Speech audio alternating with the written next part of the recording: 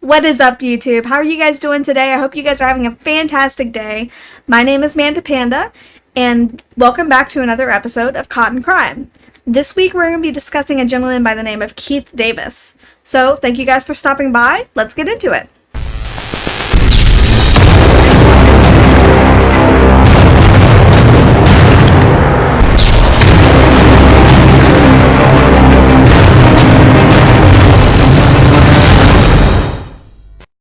Alright guys, so this past week I watched an incredible documentary on Netflix called Seaspiracy, and it's a great watch and I really do recommend it. Just a warning though, I did cry.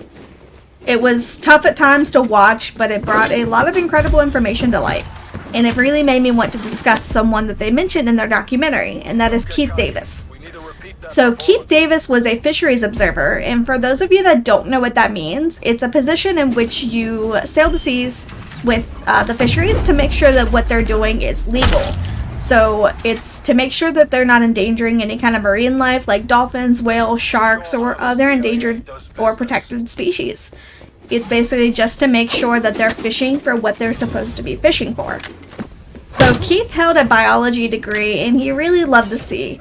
He was working as an observer since 1999, and working as an observer meant that he could be at sea for long periods of time and then come home and visit friends for long periods of time, and he absolutely loved it. He also loved to give, and he even helped raise funds to help rebuild a school in Nepal after the 2015 earthquake. So he had a really big heart, he had a really big love for the sea and for life and for family and friends. And he just was genuinely a very good person. He would actually sit on deck whenever he wasn't working and taking notes, that kind of things, doing his job. And he would play the ukulele and sing songs, and he would write songs. And he just loved being there. He enjoyed it so much. With his degree in biology, you know just how much he loved the earth and marine life. And he wanted to make sure that our fisheries were doing what they were supposed to be doing to save marine life and in turn our world. I'm playing awful, by the way. This is not going well. It's been a while since I've played Call of Duty, so I do apologize. I'm 1-5. Oh, yeesh. You can just really get a sense of what kind of man he was, and he just really loved the serenity of being on the ship. I'm not here to discuss the fishing industry. It's not what I'm here for. I don't want to discuss the industrial fishing or the right and wrong of it. It's that's for you guys to decide on your own. I love our marine life and I want to do what I can to help save our fishies. But what we're discussing here is indeed Keith Davis.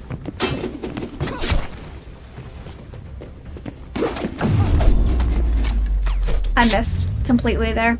It's bad. Feels bad, man. About a year or so before Keith's disappearance, he had sent an email out to his friends that linked a video of 4 men being shot while in the ocean. And there's speculation around the video. The video itself on YouTube claims that the victims are from Fiji, but some think that they may have been pirates that were attempting a hijacking but failed and were killed in self-defense. And either way, what Keith had wrote back to his family and friends was that, quote, one way or another, the video depicts murder.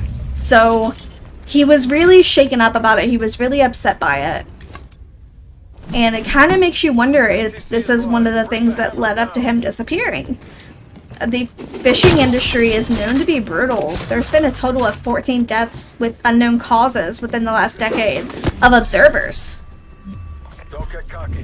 And anything can happen when you're out at sea. It's a very unforgiving profession. So the previous observer on the vessel that Keith was stationed on had even witnessed issues on board and about how tense the vessel had become. And he felt like something was kind of off on there, and he actually had warned Keith. Him and his boss had warned Keith to kind of be on the lookout and be careful about what he recorded, what he said, what he did. Which, that there kind of worries you about what's going on. After his disappearance, the U.S. investigators were actually asked to back off the investigation because of the jurisdiction in maritime law. So the vessel that he was on was from Panama, and therefore Panama was in charge of the investigation. And when nothing was found, Panama closed the case, but they never developed a final statement or a final document regarding his disappearance. And that there seems a little bit suspicious. It's a little bit sus. You would think that, you know, even though he's missing and they didn't find anything, that that document still should have been produced stating their findings or lack thereof.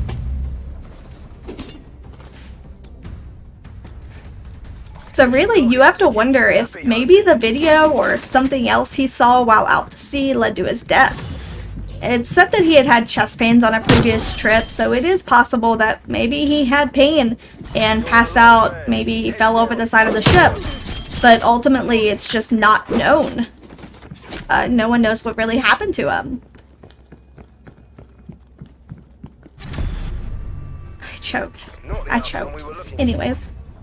So no one knows what really happened to him. And I truly hope that it was nothing bad. I like to think that there are truly good people in this world. I would love to trust that the industry that so many people depend on to get their food from. Like, the fishing industry pulls in millions and millions of dollars a year. It's such a large industry. I would like to think that, you know, nothing bad happened to him while doing his job. But with all that you hear about the fishing industry and the amount of observers who have simply gone missing, it really makes it hard to believe that it was something so simple. And I hope that if Keith is actually gone, that he is resting and in a better place, enjoying the serenity that he truly loved and truly deserved. He's been missing for 3 years now, and I know it's got to be so hard for his family. I couldn't imagine not knowing what happened to him. There's a lot of people that have gone missing while out to sea. It's truly heartbreaking, and no one can really prove what did or didn't happen. And it's truly sad. But thank you guys so much for joining me in this week's episode of CoD and Crime. I hope that you all have a fantastic day. Enjoy the rest of it. I'll see you guys next time. Make sure you like and subscribe. Comment on what you'd like to hear next. I'll see you guys next time. Bye.